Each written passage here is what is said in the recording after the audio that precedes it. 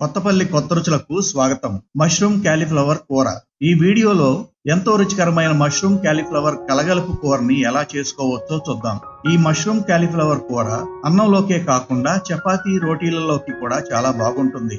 Mushroom cauliflower కూర తయారీకి కావలసినవి: మష్రూమ్ 200 గ్రాములు, క్యాలీఫ్లవర్ 100 గ్రాములు, జీలకర్ర పొడి 1 టీ స్పూను, కేస్ అల్లం వెల్లుల్లి ముద్ద 2 టీ స్పూన్లు, కేస్ గరం మసాలా పొడి 1.5 టీ స్పూను, కేస్ గసాలు కొబ్బరి ముద్ద 2 టీ స్పూన్లు, ఉల్లిపాయలు మీడియం సైజువి 2, పచ్చిమిర్చి 3, నూనె 2 గరిటెలు, ఉప్పు రుచికి సరిపడా, కూర కారం 2 టీ స్పూనులు, పసుపు 1/2 టీ స్పూను, కొత్తిమీర 1 చిన్న కట్ట. మష్రూమ్ క్యాలీఫ్లవర్ కూర తయారు చేసే విధానం: ముందుగా మష్రూమ్లని వాటి సైజును బట్టి 2 లేదా 4 ముక్కలుగా కట్ చేసుకోవాలి. క్యాలీఫ్లవర్ ను కూడా కొంచెం పెద్ద ముక్కలుగా కట్ చేసుకోవాలి. ఉల్లిపాయల్ని సన్నగా తరుక్కోవాలి. పచ్చిమిర్చిని సన్నగా కట్ చేసుకోవాలి. ఇప్పుడు పొయ్యి మీద బాణలిని పెట్టి, బాణలి వేడెక్కిన తర్వాత కొంచెం నూనెను పోసి, నూనె వేడెక్కిన తర్వాత అందులో తరిగి ఉంచుకున్న ఉల్లి ముక్కలు, పచ్చిమిర్చి ముక్కలు వేసి, ఉల్లి ముక్కలకు సరిపడా ఉప్పును, కొంచెం పసుపును కూడా వేసి కలియబెట్టి 2 నిమిషాల పాటు వేగనివ్వాలి.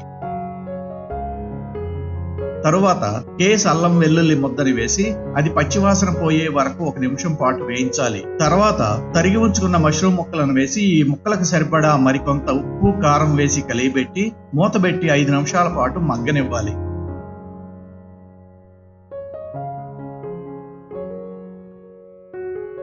తరువాత క్యాలీఫ్లవర్ ముక్కలను వేసి మళ్లీ వాటికి సరిపడినంత ఉప్పు, కారం వేసి కలియబెట్టి మరో 2 నిమిషాల పాటు వేగనివ్వాలి.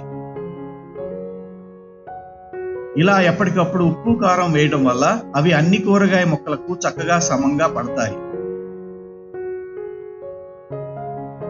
తర్వాత బాణలిలో కొద్దిగా నీరు పోసి 10 నిమిషాల పాటు కూరని ఉడకనివ్వాలి.